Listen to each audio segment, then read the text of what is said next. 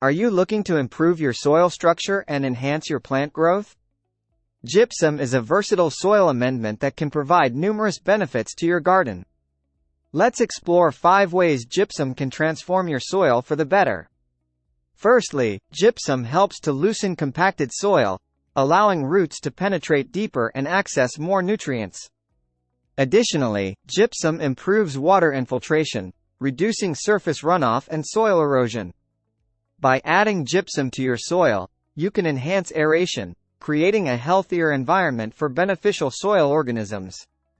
Gypsum also helps to break up clay soil, improving drainage and preventing waterlogging.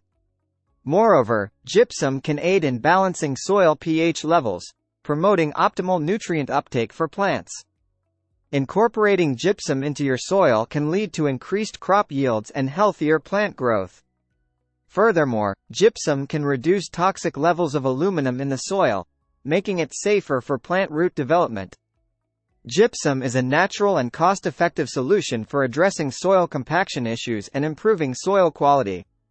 Give your plants the best chance to thrive by incorporating gypsum into your soil management practices.